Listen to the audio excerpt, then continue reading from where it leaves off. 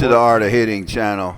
Today we're going to take you behind the scenes at the dugout with an interview with Randy LeMay. Randy LeMay from Orlando, Florida. Been in softball for the last 50 years. Randy is a well-known player in the Orlando and the Florida State area. Was a Florida half-century District 4 commissioner for many years. And we're going to listen to some interesting stories. Randy's always got a story. So enjoy this look into Randy LeMay. Welcome to the dugout. Let's see them thumbs up. Yeah. Welcome to the dugout. Today we got a great interview with Randy LeMay. The Randy LeMay. Randy LeMay. I Googled him yesterday and a lot of different people came up. But, you know, a lot of them good-looking people. More than one of me? Yeah, there was some. Randy LeMay, he's a well-known name in Orlando circles of softball. Has a highly respected contracting business.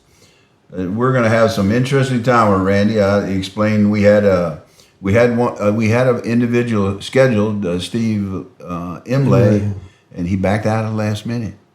And I said, let me get my talkative buddy Randy out here. He knows a lot about softball, and he's been involved in softball since you were like 18, right? Yeah, 18, 19 when I went in service and played in the Army. Let me tell you a little bit about Randy, what little bit I know, and I'm going to let him help me with this because we have very little time to prepare. Randy's been in, softball since you were 18, as I said, and you're a contractor, a very successful contractor in Orlando, right? Well, I always worked for somebody until probably about 48, 49, and then I started your own business. We were doing everything, drywall. We're working down at Disney, doing stuff, and I finally we were just working too much. You know, I wasn't really GCing anything, even though I have a general contractor's license. But I went in the stucco business, did stucco and EFS. For about 10 years, and it was a lot easier. And then when I got to where I couldn't do all the walk-in and looking at the jobs, and you let somebody else run it who doesn't have a vested interest. Well, they're not going to do the job you would do. Yeah. So I finally just retired from it all. You know, I'll pull a permit now and then. I built a pharmacy in Oviedo for a buddy. His son's a pharmacy. So we did that. He pretty much did most of it until he got in trouble with the billing official. Then he wanted to know who this goddamn Randy LeMay was. He wanted to meet him on the job. So I had to calm that situation down. But I enjoy building. I enjoy building stuff. Yeah, you build good teams too, but we'll get that to later. Let's get to your family now. Your wife's name's Deborah, right? Yeah, Deborah Lombardi is her maiden name. Lombardi, Italian. Relation to Vince Lombardi? Her little brother's Vince Lombardi, whose birthday was yesterday. Shout out to Vince. Vince Lombardi? Yeah, but not the Vince. Not the Vince Lombardi. Her father started a seafood business over in Tampa and then moved to Orlando and built it up pretty sizable. And then her older brother helped him run it, but they had over 100 employees. They had trucks. They distributed seafood all over the state of Florida. Yeah. They had a warehouse like I want to say 40, 50,000, maybe even larger. Huge. Down Lombardi Seafood. They had two retail stores. Actually. One in Altamont, right across from the mall, and they had one down in Winter Park. But they've kind of sold it all. Her parents have passed away, and her older brother opened up a Lombardi Seafood on Fairbanks in Winter Park. But him and his family run that. And then Vince, her younger brother, he does brokerage. He sells it over. So what about your children? You got children? Yeah, I got 3 kids. I have 2 boys and a girl. The girl's in the center. They have kids, each of them. My daughter has 2 daughters. My oldest son has 2 boys, and my youngest son has one of each. And then Debbie has a son that has 2 daughters. So we've got like 8 grandchildren. So second marriage. Yeah. Well, actually, that's my third marriage. Third marriage. First marriage, I didn't have any children. So you a dog hound, or what do they call it?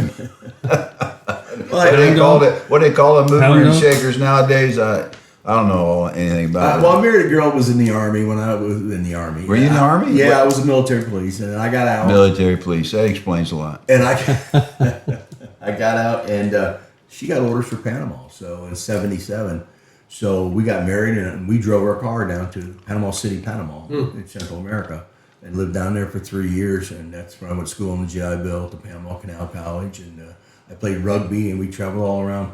We had a select team. We had a union down there, like just a what they call club rugby, where we had 4 teams and we'd play each other all the time. And if somebody came in on a ship and had a rugby team, then we'd put a team together and play them.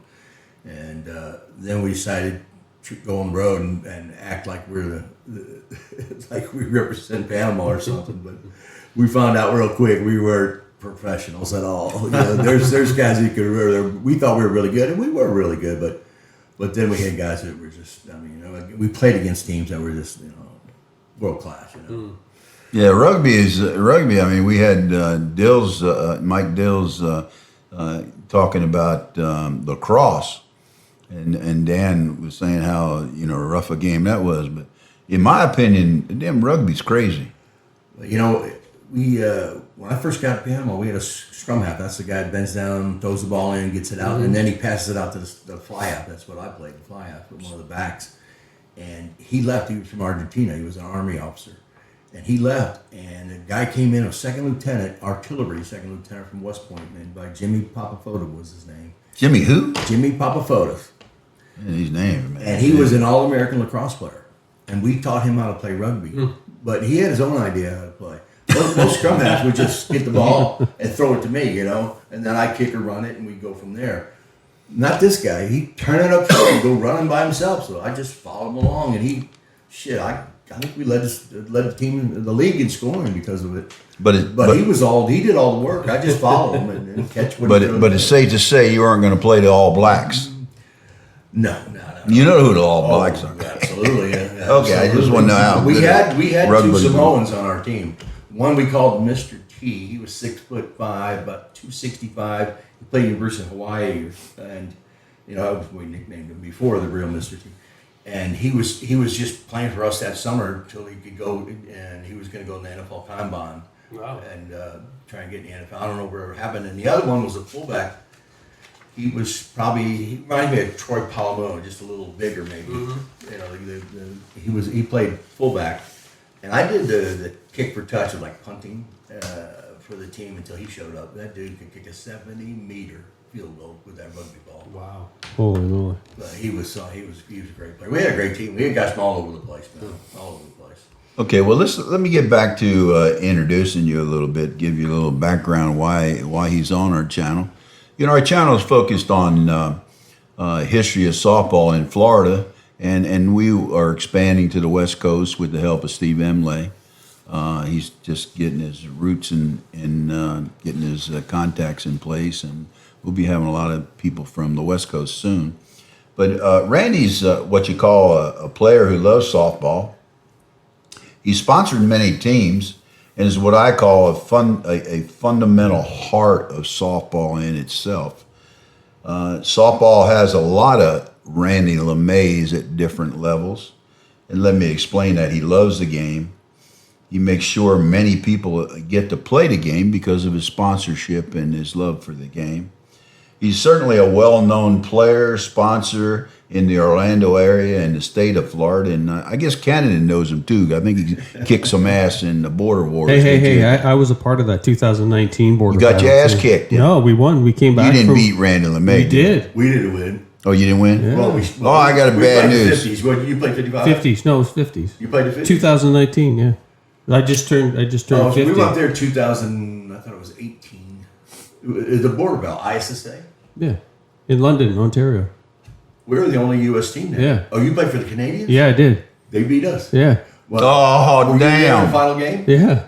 And did that umpire do us wrong? And did our second baseman got a few balls? We had a 10-run lead. Was it 10? Yeah. 10-run lead. 10-run lead. Bottom of 7. And we had a tailor-made one out, man on first, tailor-made double play. They only scored a couple runs, and the ball got dropped. And then there was 2 bad calls. We even had a photo of one of the plays at first base to show he was safe, but the umpire called him out.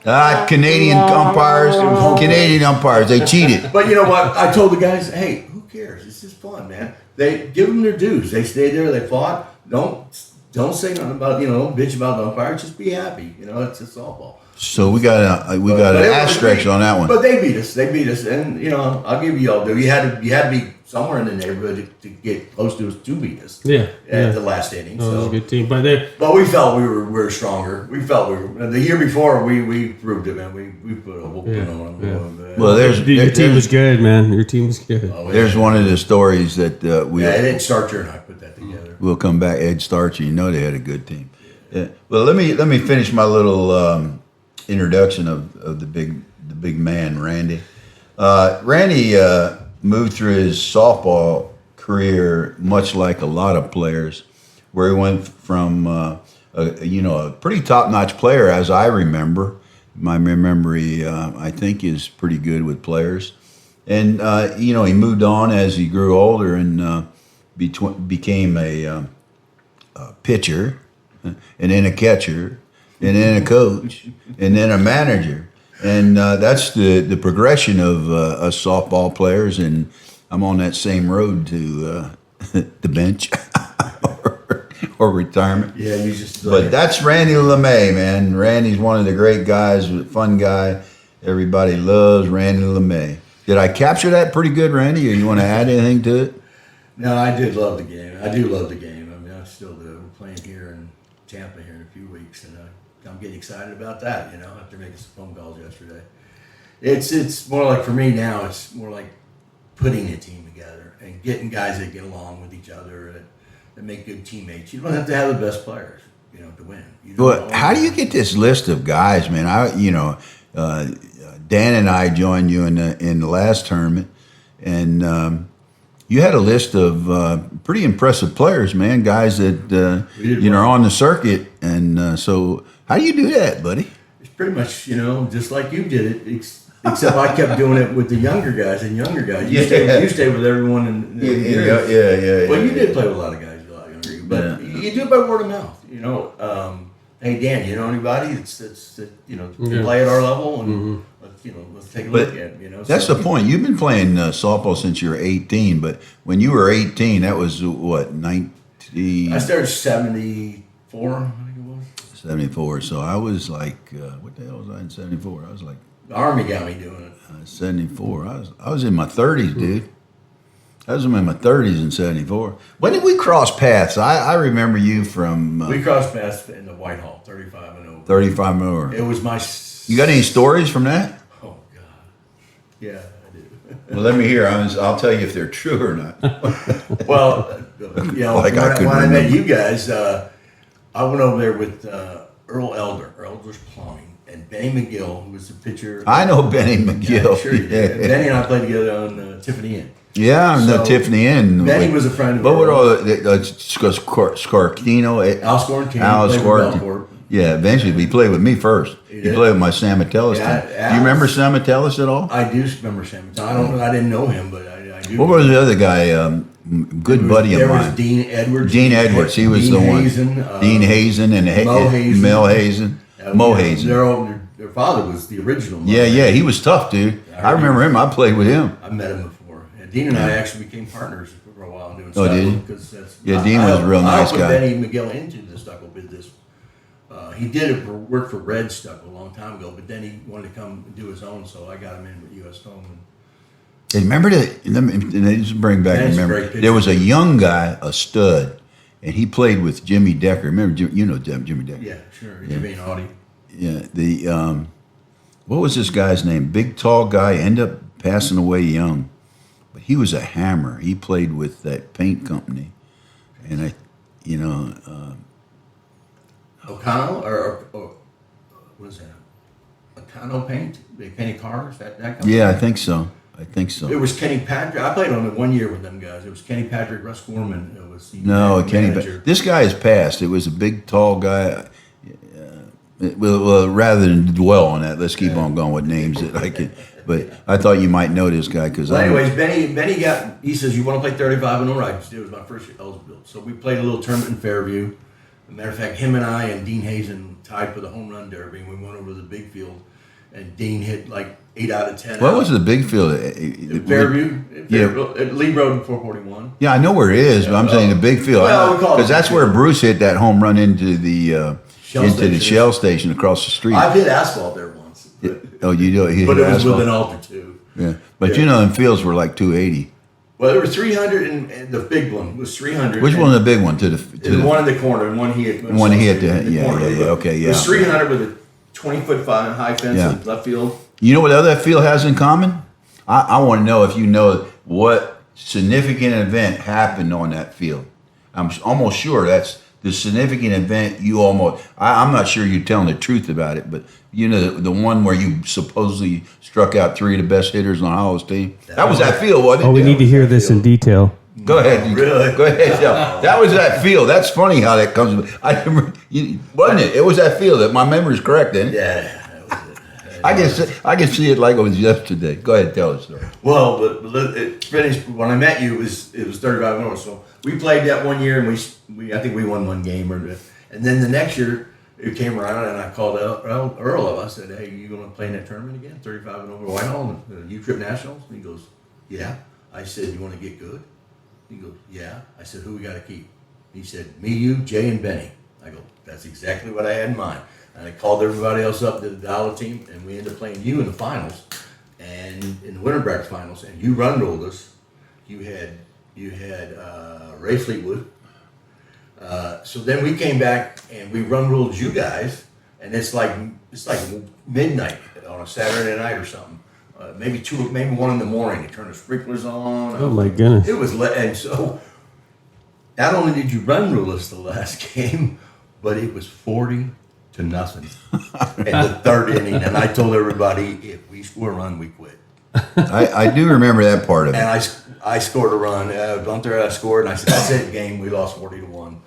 But yeah, I came in and pitched against Ray Fleetwood, and he would hit home runs, run down the first, and somebody tag his hand, they'd run around for him.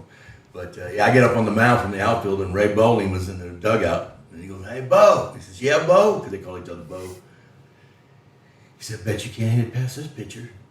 I look at Fleetwood. Fleetwood looks at me and goes, "Don't worry, son. I won't hurt you." You know what I said? Thank you.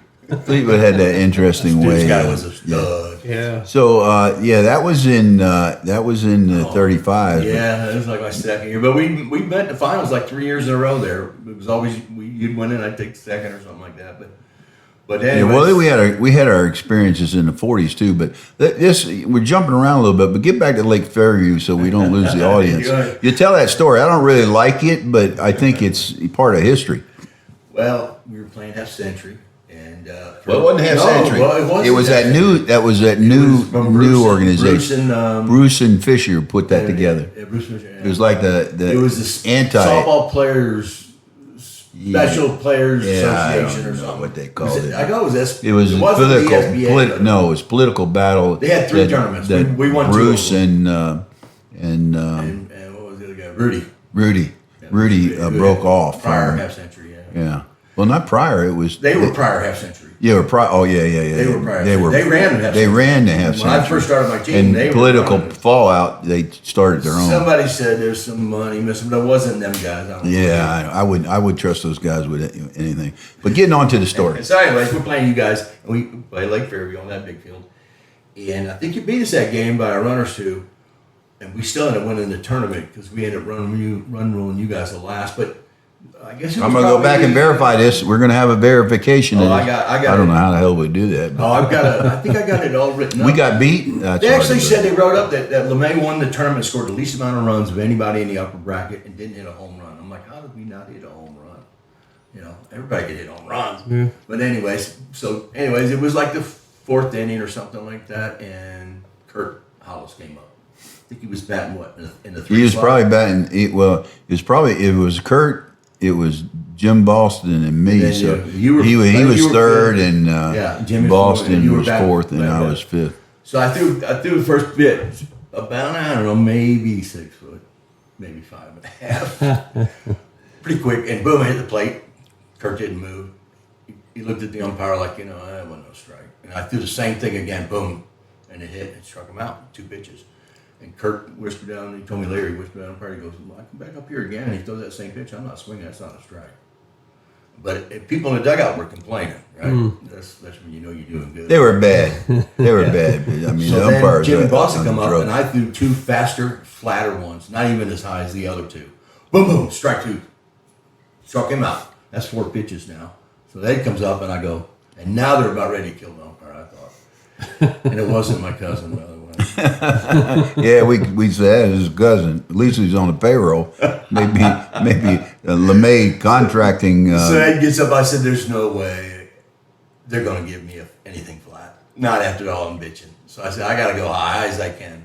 And he won't swing it. He'll stand there. He won't even move a flinch at all unless it's a strike. And when he does, he explodes.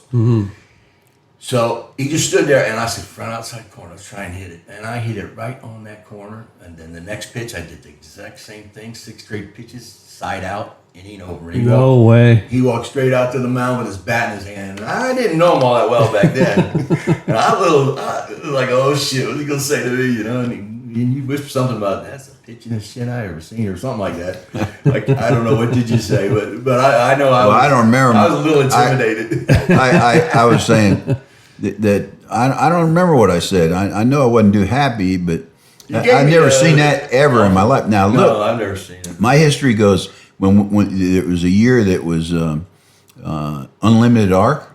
Okay, I struck out. It was unlimited. Yeah, it was unlimited arc. I struck out one time over in Satellite Beach and never forget it. I struck out on 9 straight pitches in 3 different at bats.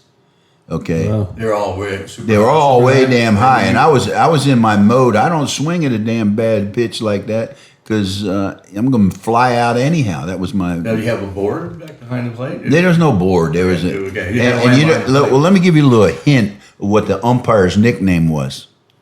It was Blind Mike. If it gives you, he struck me out 3 times in a row, dude. I had to take the bat off my shoulder. You know, and I would, you know, that only lasted 1 year. I mean, you couldn't hit that pitch. I mean, nowadays I could. Okay, I was a USSSA guy. You got to excuse me. I have a tendency. I have a tendency. Yeah, hold on a second. I got a tendency.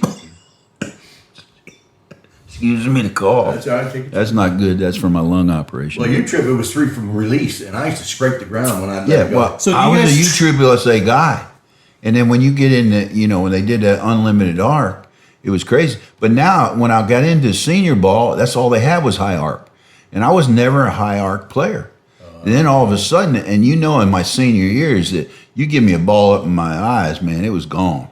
You know, but down in, when I was playing USSSA, you give me the ball down in the baseball area, man, it was smoke, you know, so. So would you say it's as a hitter and a pitcher? I mean, is it what's more effective as a pitching?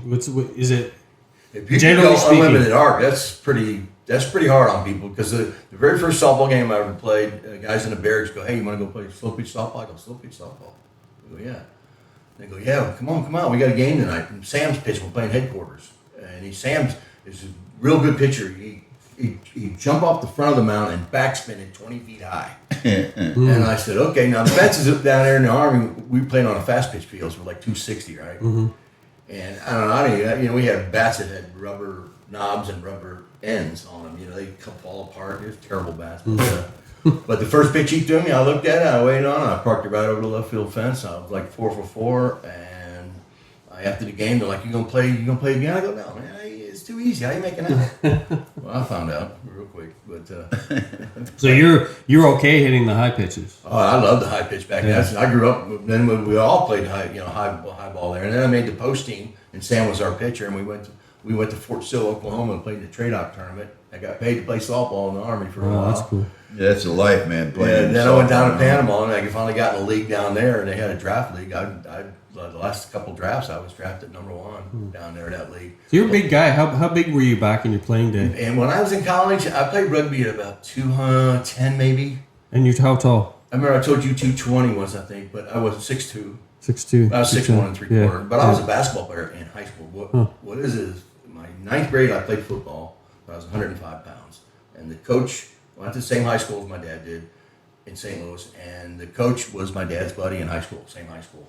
And I told my dad, don't say nothing. I don't want any favors. And I never got to play. I was a tackling dummy, and at the end of before the last game of the season, he ran into him at the grocery store, and they talked, and he was walking away, and my dad go, "Hey, Bert," he said, "Yeah, Ralph." He said, "You know my son's on your team, right?" He goes, "I'm sorry, Ralph, I didn't." So the last game, the last two plays, you hear LeMay. I go running over to him. He goes, "Where's your helmet?" I go, "Go get your helmet." I go grab it. He comes back. "Where do you play?" "Where do you?" He said, first he said, "Go in there and play. Where do you play?" And I said, "Defensive end." He goes, "Well, go on in there." And I went, lined up the right side, looked in the back, and it was a wishbone. 3 big running backs. I go, "Oh God, they're going to sweep over here, and I'm going to get run over." And they went Too positive attitude back then. Yeah, they went 2 plays the other way, and that was my whole football career with pads. And then I made, what really messed me up was I made the freshman basketball team, and never really got to play on that as a freshman. And then I devoted my life to basketball because I grew a foot the next year, and I got really good at it. And I'm thinking, not only am I going to make the JV team, I'm going to lead in scoring. I got cut the last cut. No way. Yeah, well. Yeah, well then, but I tore it up in the varsity camp, and the varsity coach got me to come on. And So when you played softball, you were a left fielder, weren't you? yeah, I played left field, right. Well, I started right center. That's where I first Like in the started. 40s, weren't you playing in? For Smith Lumber, I played left center and left field, and pitched a little bit when they. Yeah, I remember out in where was it, Missouri, that we ran into Smith Lumber. Yeah, that was the tournament that I was going to go to. But what happened is I played the year before, and then the first term of the year came around. We played over in Cocoa or something, and my knee was hurt. And I told him I really shouldn't play. And he had me play, and I didn't do very well. And the next thing I know, I heard a man named Horace Jefferson was taking my place and going to Springfield. Now, that's the first tournament I ever played in my life. It was Springfield, Missouri, because we were in Fort Leonard Wood. Was what, Horace out there with you guys? Horace went with them. I wasn't there. You weren't there. Dan Smith said, "Well, he don't hit the home runs." And Steve Christmas, Dan Smith, that's the guy that was running the team. What, big tall guy, right? Yeah, big guy. Yeah, Did he work for that lumber company? Yes, he did. But his wife was the one. He married somebody, had some money, and she sponsored the team. Suppose I heard. That's what I heard. Yeah. But yeah, Steve Christmas, my buddy, played in the majors. He played on that team, and he came back and he said, Horace is a great player, but he walked a lot of ladders. He's not really a pitcher per se. That's not his forte. But he said, but if we'd brought you, we probably could have won that thing. They took third. I guess they did. They said, but that's the first term I ever played in my life. I think we beat them to get on. No way. We were undefeated. No. We did beat them to go to the finals with Marodi's. But that's when we were 25 runs down, and you'll love this because it involves your boy Soupy. Okay, He'll be at the house. Yeah. Super Bowl. Yeah. Well, ask him about this when you talk to him. Right. But this is, and everybody that was there will remember this game because I run into these guys a lot during my senior career. Marodi's transfer, which was the best team, and they were tough dudes. Where were they out of? They were out of Pennsylvania. The guy that sits in the chair, wheelchair. No, I don't know if it was a wheelchair. Big old guy. Big old Italian guy. Looks like he's in the mafia. Could be a mafia, godfather, as they call him. But they're 25 runs ahead of us, okay? And we have to beat them twice.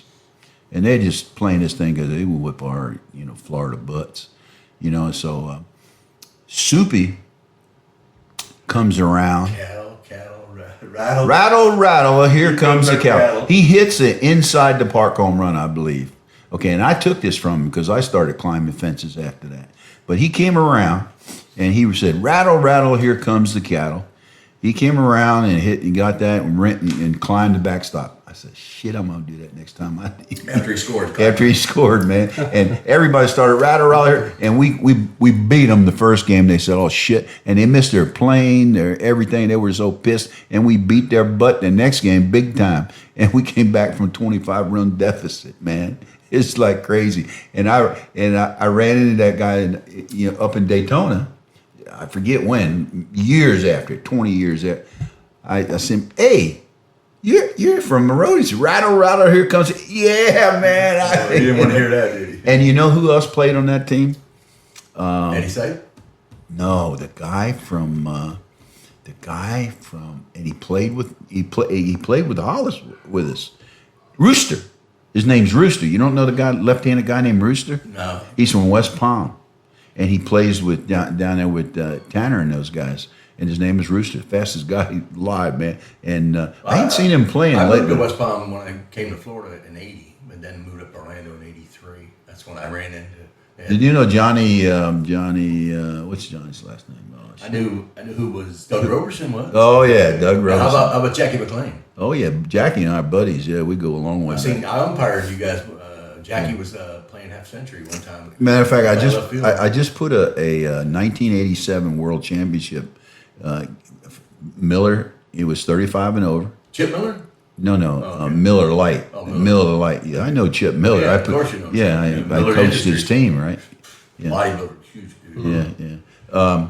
But Jackie in that game, he was with Mace Sod, and they had Jackie and Mike Jacobs, and the list goes on. Burr played with them guys then?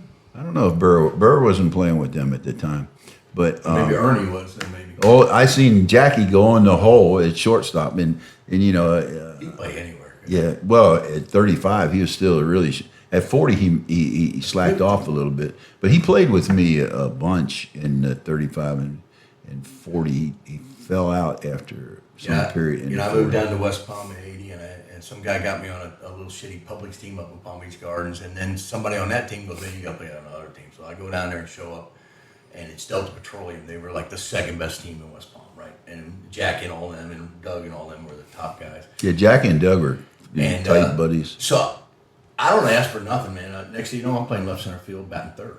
Well, I found out that the guy who used to play left center field and bat third was Burrhead. Steve Dunn. yeah. And Steve moved over to right center.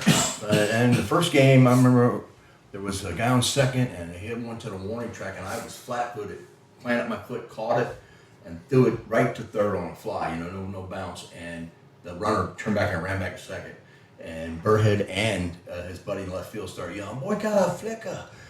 But what the story is, though, is before I left, we played a little tournament, and Steve was up. There was 2 outs, and he tried to jack one out. And Steve back then was about 180 pounds, maybe 185. 6 foot and maybe 5'11". And he tried to hit one out, and it was short. And I knew he swung for it. And I looked at him, and I said, I was pissed. I said, "You little motherfucker, you get on base. Hey. You get on base, I'll hit the home run, right?" I was just, and everybody's like, Burrhead he fought bad man contest. I was just going to Burrhead tell was a bad dude, man. Dan. Oh yeah, I was just going to bring it up with Dan because he don't know these guys. But Burrhead is like he was like, and this Unbelievable this may be myth and it may not be. But I heard that he was an enforcer for the mob. The mob needs enforcers? Yes, they It was do. like money. I've heard some of that, but he never told me any of that. But, dude, that. Well, I know that he was nobody to mess with, but they all said that to me, and I go, "Look, I don't really care. I'm here to win a softball game. Yeah. I'm not about that. If he wants to kick me, fine." oh, is that who you were talking to, Burrhead? Yeah. Oh, dude, he's taking your life in your own damn hands. He was dude. only 185 pounds, and I didn't know. But he was one bad 185 pound Yes, he guy, was. dude. Yes, he was. But I played with him some. we were with friends. We were kind of friends. well, we got yeah, along he's pretty not good. going to probably attack. And you. so he didn't get really upset, but here it is, like 10 years later, we're playing the 35 and over against you guys. That year, that you run rule, all that. We pay to go in Jackie Robinson Stadium, and we're watching the U-Trip, the majors, the open guys play, right? Mm-hmm. And Dirk Androff walks in, says hi to Raybo, and I mean, he Raybo's 6'4", 275. He just dwarfs Bray. And then I hear this, "Randy," to my left. I'm sitting behind the backstop on home plate. I look over, and it looks, to me, looks like Goldberg the wrestler. 240. Well, he got 250. bigger as he got older, And as we all and did. I said, "I don't know that guy." I turned back around. Then I hear, "Randy." And I look over, and it's Burrhead. He's right in my face. "I hit the home runs now against the wind." And I go, "I bet you do, big boy. I bet you do." But I forgot all about it. He didn't forget. He did not forget. He was. Well, Burrhead's brother is about 6'5". No, he's like 6. I thought he was 6'7" or something. Maybe 6'8", he's 6'7". maybe 6'8", and black belt in Kung Fu or something. But yeah, his brother. Nicest guy, nicest you could be. His brother was a hammer. I forget it. What's his brother's name? I just said it too. Ernie, was it Ernie Toe. He told Ernie me Toe. once that they were playing in an open tournament, and Burrhead got mad at the other team, and the other team was batting. Burrhead was playing outfield, and Burrhead ran into the dugout and started swinging on them. Yeah. All of them. He said we had to go in there and get him out. They were just beating the shit. But I played with Burrhead for 1 or 2 Burr was tournaments. super fast, had a but good arm and good you know, hit. he pretty much, you know, Rick Gosselin. You know Rick Gosselin? Yeah, Gosselin. Yeah, From Rich Fort guy. Pierce, I yeah. struck him out once in a tournament. He had Burr and him were And really twice. He intimidated the umpire. So the umpire didn't call it the last time. And after the game, I go, I struck you out twice. You know. Did you know Danny Moss? Danny Moss is a legend from down that area. Little guy. Played in my 40 and over team. I was there for 3 years. Then I came up here in '83. Oh, okay. In 83. So tell us a little bit about the Orlando boys. Well, no, you know what might be interesting? When was the first time that you crossed my path? Or I crossed yours? Wasn't that 35 and over Whitehall? 35. You were running that team, and I was Woody's, I think. Woody's Barbecue, I want to say. Yeah, we were Woodies. Yeah, we were Woodies. Yeah, I'll tell you a funny story about that, though. Is Earl Elder, he sponsored our team, and this was like the 3rd year. And he had a big condo in Daytona Beach on the ocean. And about 10 of us, 8 of us, 10 of us stayed there, right? So after we went to watch the major guys play, and we left, we came back to the place, and everybody went into the bedrooms to go to sleep. Well, Earl had a friend he brought along. He wasn't that big of a guy, and I don't know if he was even old enough. You know, he wasn't a ball player. He was just a friend of Earl's, and he was there. And I forget his name. We called him Billy or something. And there was that kid, myself, Ray Bowling, and Paul Blanchard. Paul's 6'3", Ray's 6'4", I'm 6'2". I was probably about 240 at the time, and they pull out the couch, turn into a bed, and I grab some cushions and lay it on the floor on one side, and he grabs cushions and lays them on the other side of the floor, over the other side. And I go, hey, Billy, get your cushions, come over here and lay by me. You're like, what? So get your cushions, lay over here. Go on, I'm fine over here. No, come over here. I kept pushing it. And then out of the blue, the guys that were laying down, Ray and Paul, they go, they just right on clue, and we just made it up on the cuff. He goes, I don't think he knows. And I go, yeah, I guess he don't know. Maybe you don't know. He goes, know what? Know what? I don't. What are you talking about? I said, well, I'm gay, and you know, every year Earl brings somebody for me. And and Earl goes, Billy goes, I don't know nothing about it. And I said, well, you know what? I don't really give a damn. When you bring your cushions over here and you lay by me. And I put the real mean look on, right? And he's like, so I'm serious, dude. You can do this the easy way or the hard way, but we're doing this. and he kept resisting, and finally, they were right in on with me too, man. And about a half hour later, or 10 minutes later, I said, you know what? Forget about it. It ain't all worth it. I'll come over there later. Let me ask you this, dude. What if he did that? You know, nowadays, what if you did that and the guy comes over there and really gets with you? Now it's up to you to make. I say, dude, I'm just joking. I didn't mean this shit. It was a joke. And guess what? Your joke is funnier. I give in. That would have been funny if he'd have turned it around. Well, this kid, we all went to sleep, and I waited about 20 minutes, and I get up, I start to move, he jumps up. We did this 2 or 3 times. Finally, he got up and went between. He had one of them window air conditioners, like a motel room in this, and there was about a foot between the air conditioner and the side of the bed where my buddies were sleeping on that pull-out couch bed. And he lodged himself down in between there with a pillow and everything. And I waited I probably woke back up about an hour later, and I snuck over there, stand above him. And it was, I don't know how he did this. It was like, the minute he saw me, he just like sprung right out of there, put 1 foot between Paul and Ray, hit that bed and jumped into the dining room and put his fist up and started crying. Come on, I know you're going to be my husband. You know what, man? You ain't doing that to me.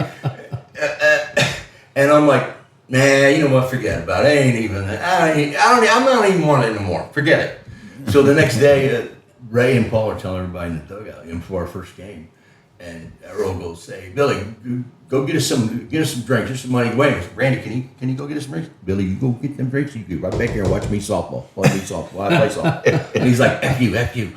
And I'm like, okay. And then later on, after the tournament was over, we went to Wing House, and he wanted hot wings. I said, no, he ain't getting no hot wings. I don't want that. I don't want no hot wing for you, Billy. And he's like, F you. And then the next day, my buddy Rebo, the master at disguise, his voice, calls me up acting like his father. And he wants to know, what did I do to his son?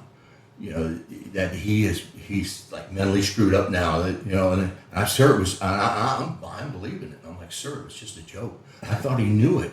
I didn't know he was traumatized like this. You know, Ray, I had me really worried about it. Ray passed, didn't he? Ray passed. Yeah, about 6 years ago now. Yeah.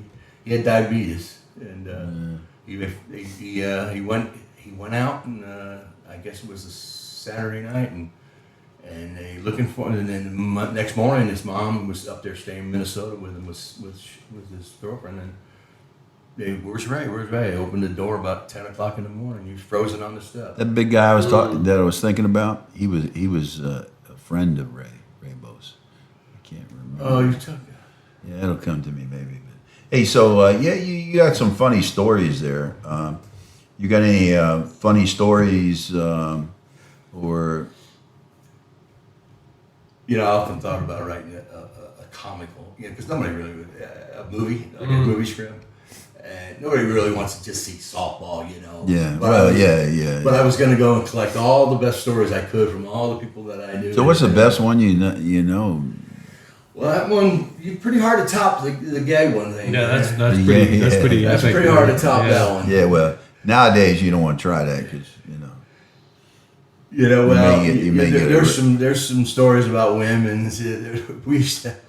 We go to Tampa Bay tournament. There's a place called Stingers in Dale Mayberry. What is it? Stingers in Dale Mayberry. It's a topless joint? No, it's a nightclub.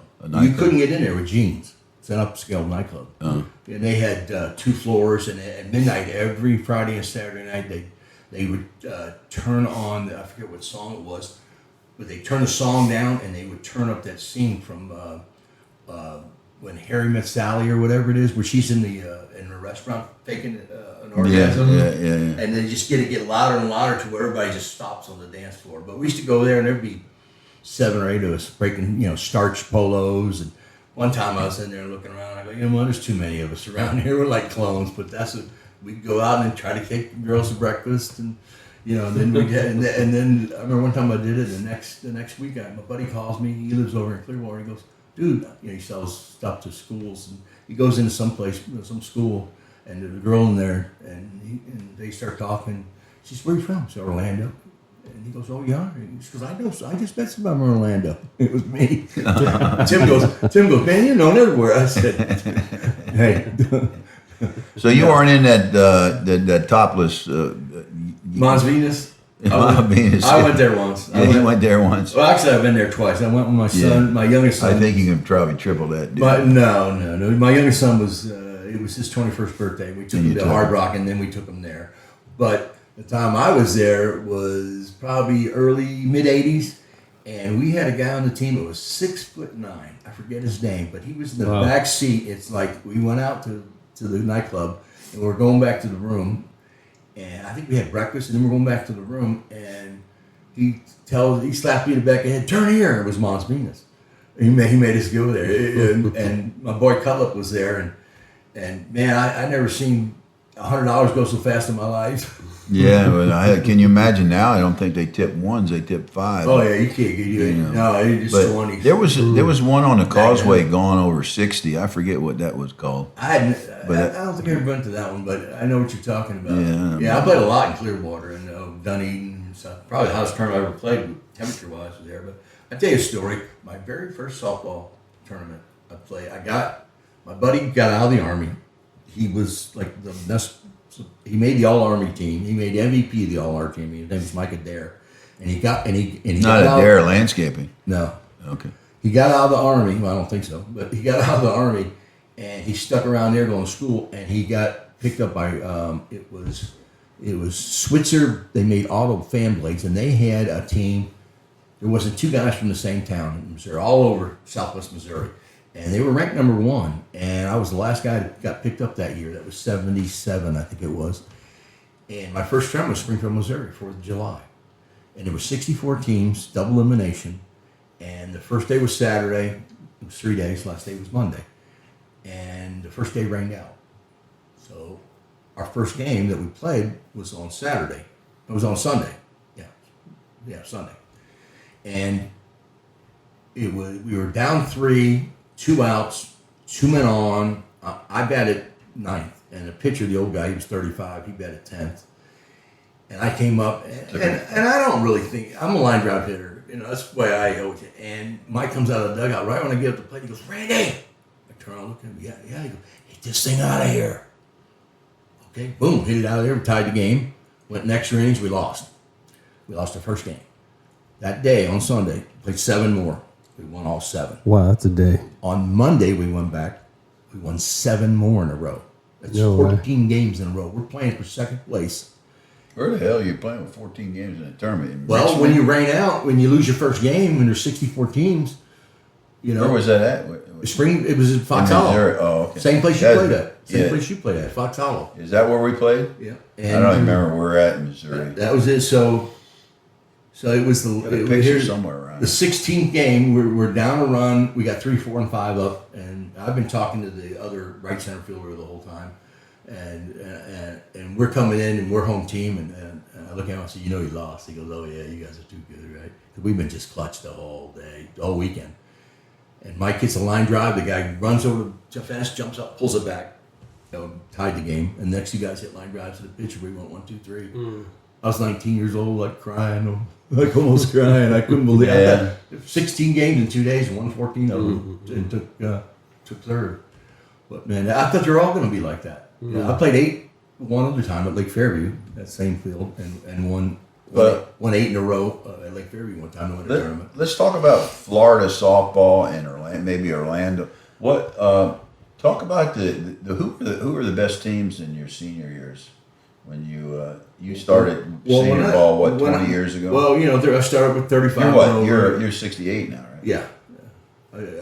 So 18 years ago. 35 and over, and then 40, but when I started 50, I actually had a 45 and over league down at Kissimmee I played in, and I played left center field and ran for everybody. Man, it wore me out. But the first year I decided, I found out about half century, and I went to, I had a heart attack in 04, and gained some weight. They gave me all these meds, and they made me gain weight. So I said, I want to play this half century. It's been about a year. And so I ran into a guy that I played in that league in Kissimmee, and he looked at me, big old tall guy from Texas. He goes, I said, hey, you playing that senior stuff? He goes, yeah. He goes, I know you. What happened to you? You used to be good. I go, oh, thanks a lot. So he said, well, you're going to have to try out. I said, oh, so I went and played with the Eagles, which was a guy named Eddie. Everybody hated the guy. He ran. Lee? No. Little short guy. Played shortstop. He pitched, played shortstop, run his mouth all the time. Everybody hated the guy. But anyways. Everybody hated me, too. I called Mike Walker up. Because I played with Mike Walker. Yeah. And I said, Mike, can you get me one of them senior bats? He's like, you going to be 50 this year? Yeah. Oh, we need a pitcher. You can play for House. And I said, I'm not that guy anymore. He goes, oh, yeah, you are. I said, no, I'm not. Well, I should have probably went and played with you guys, but I didn't. And I played with them guys. And then after I played, like 8 tournaments with them and stuff, we were a low C team when I joined. We won the B state.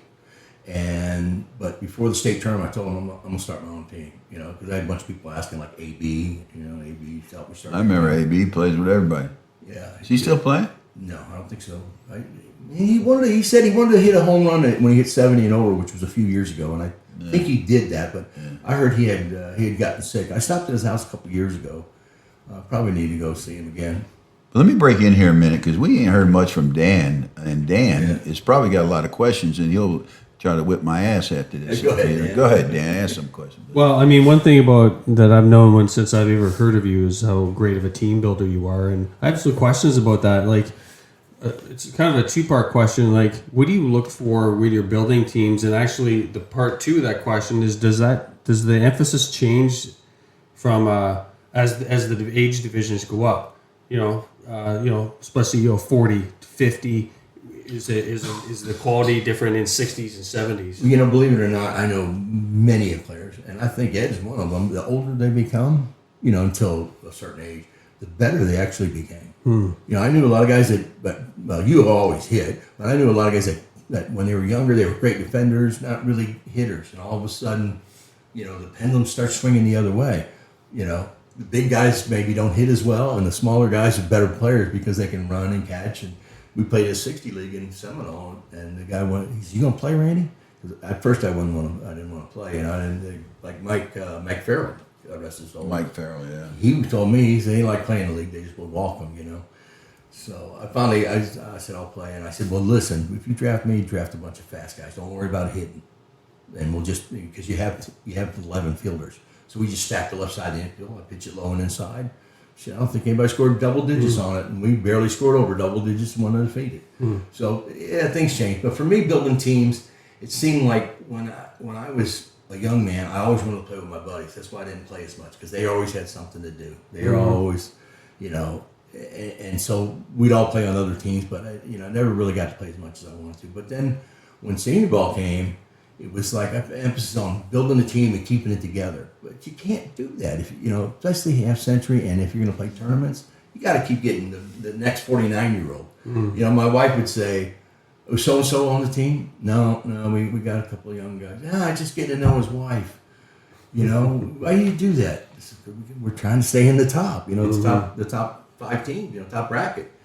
And she's a real estate broker, and now she's like, "Yeah, got any new guys coming?" Because she wants to sell my house or something. But she's not pushing it all. But she finally found the benefit of it. She probably I would say 70% of her sales, I don't know, maybe 65, was people that I knew. That we knew from softball. Well, the contracting business too. Yeah, just a lot of softball guys. I've had hundreds of players. Well, look, there's a lot of softball players in Orlando. That's for sure. A lot of softball players in Florida. Yeah, period. for sure. Yeah. Like now, I'm putting this team together, and I've been kind of waiting around to order the shirts. I'm going to try and do it today for this tournament in Tampa. It's at ISSA TOC. We're playing 50 major gold. And it's like the longer you wait, the more people would call me. You're playing on that team, are you? You're going to go, right? Yeah. Because I didn't know after your message yesterday. No, We'll get it. Yeah, no problem. And but the longer you wait, the more people call me, and so then the next thing you know, you gotta you can't make everybody happy. You got enough guys now. Oh yeah, we've got more than enough guys. Cool. But we're gonna I'm gonna try and tell everybody that this is all we need for now. But and then you got like my pitcher, he can't come till Saturday. And so you gotta have somebody to pitch. But I've got it. I think we're gonna do well, but it's hard to say because there's a lot of good teams in there. Short Gorge is in there, and there's 11 teams or 10 teams in the major gold. Really? That's a lot for a Florida TOC. So what impressed me was that Winter Nationals, and I was talking to you during that tournament, and it was a throw together team, wasn't it? It was fun. But you we won the tournament. Yeah. And it was a throw together. So how does a guy, a sponsor, a coach, a leader develop such a deep list of high quality players like that? Well, I played with a lot of them. I played with a lot of them to start, and then they knew people. And then as we got older, I just kept getting the guys that played for me. Any guys, any new players coming in the 50s. Who do we know? Who do you know? And it's just word of mouth, really. It is. It's not that I've got some great recruiting secret or something. It's just that You're Randy LeMay. That's if you do it long enough. Plus, people know you. Plus, how many times people know pitchers? If you're a pitcher, you're on the mound. They're always saying your name. People know who you are just from that alone. So you build up a reputation of putting together good teams. Yeah, well, you're a friendly guy. Success builds success. And the one thing we never talked about is you spent 10 years as an Area 4 on the board of directors. Board of directors. Yeah, what is 10 years or what? Yeah, about 10 years. Yeah. I was chairman of the Hall of Fame committee. That's why I would never nominate myself. You can't do that. That's some people ask people to nominate them. I don't think that's right. Somebody needs to do it. And you know what? I want to thank you for inducting me into when I finally. My pleasure, buddy. Yeah. Congratulations on it. It's a big accomplishment, man. Yeah, it was And 2018, I think it was. Well-deserved. I could have probably went in. I know where it was. It was in Lakeland. at that buffet place. Yeah. Before they had the dinners. Good The food. thing that Mike started with the dinners has been really. I think that's a good thing. Nice thing, and that makes it the honor just a little bit better. Tell you what, if you half century it was a really organized softball league. I mean, it was really one of the best. Yeah, I think it's been. I when I was watching your game in the state tournament, was it 2002? Mike Walker was a rookie. He had to be a rookie then because he wasn't much older than me. I didn't think. I just started. Oh, the one that's on TV. Yeah, you put it on Was it YouTube. 2002? I think it was 2002. Yeah, the Strikers. Yeah, Strikers. We won the first ever state championship. But there they said that Florida Half Century been in existence since '82. That was Yeah, but see, they never. I think that was Bruce talking. You know how the state champion. Well, Bruce and Rudy were together at that time, and I think it was Bruce that talked to me or Rudy, one or the other. But I was instrumental in starting the state championship, and I'll tell you why. He called me and he was complaining. He said, in December, we can't get teams there. And I said, man, that's simple. You know, I was in softball from... Give it a title. you called a state championship, every their damn brother to come. And that's what they decided to do, okay? And they got everybody to come. So it was really a business decision to make it a state championship so you get the quantity of teams in December that you get during the year. And now, you know, when Hollis won so much that they started making restrictions to reduce the number of teams in there because you had to qualify to play some. Well, I was there when it all came down. Oh, were you? Mike Knowles was the area director then, and he came in to the January board meeting and started talking about how we need to make a rule that the players have to play in so many months, so many tournaments, 4 or something like that, and that he volunteered to keep track of it all. And I said, well, hold on, let me guess. In the state tournament, you got whooped by Howes really bad, didn't you? Because you guys played major, what now we call the Super A, and I played A. Yeah. And he goes, yeah. How'd you do? I go, well, because I was told they spent a lot of extra money flying them boys in and getting rental cars and all that shit. And he goes, what? He got all upset. I go, Mike, I'm just kidding you. I'm just kidding about that. So you're responsible for this. So when Audie, if you're listening, you know, call it that deal. Well, we voted on it right then. They voted on it and passed it right then. And I didn't think we should have done it so hastily, but it was what it is, what it was. So I'm gonna back my boys. You know, I'm on the board. They say that's what it is. That's what it is. So I called Audie. I said, hey, we got a new rule, Audie. This is on my way home. He said, what's that? I said, what's the rule? I go, well, don't you want to know what it's called first? He goes, what? It's called the Hollis Rule. Oh, they did name it the Hollis Rule? I did. Oh, you did? I said, it's the Hollis Rule. He goes, what is it? I go, you got to have, every player got to play at least 4 tournaments to qualify for the state tournament now. What? He called Mike Correa, who was the chairman at the time. And like, it wasn't half hour later, I get a call from Mike Correa. What'd you tell Audie that for? Well, because it's the truth. Well, why'd you have to start that? I had to listen to him. Yeah. Well, I'm sorry about that, Mike. I didn't mean that. I didn't mean for that, but it is the truth. So. Yeah, and you know that one year they didn't even let us play, but we won. That's right. We didn't. I don't know how many years we didn't have a state tournament. When was that? When was that in Doug? Because I don't think we stopped winning in 2000. I remember you guys won 2010. I know that one of the latter years you ran because we won the state A that year. I remember playing that Sunday morning, and who was guy with the Corvette, big lefty, Steve. Jarrell? Yeah, Steve was watching our game, and I hit a couple home runs back to back, and he's like, "Damn, even Randy's hitting home runs." I said, "Thanks, Steve."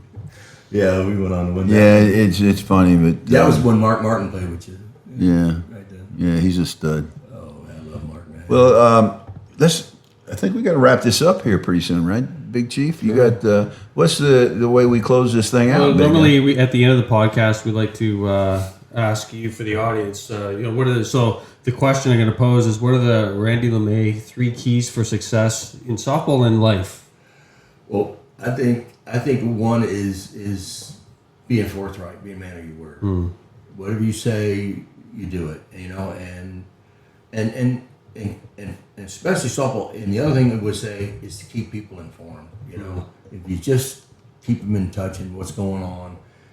You know, just I've had too many guys that somebody will play for somebody and then actually they don't hear from them no more. You know.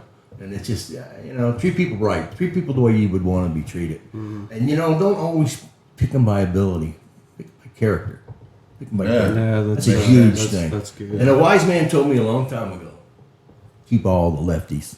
I like that. As a lefty. Never seen a lefty you couldn't hit. Well, Unless he's under stress. Yeah, right. I'm that guy. He was so stressed out at batting practice. Oh, You couldn't have got a greased mini pencil up there, you know. Well, He was, you know. thanks for being here, Randy. Thank you guys And for having us. listeners, thanks for Have a listening to The Dugout with Ed and Dan. I like these dugouts. We're out of here. Shit, we can talk.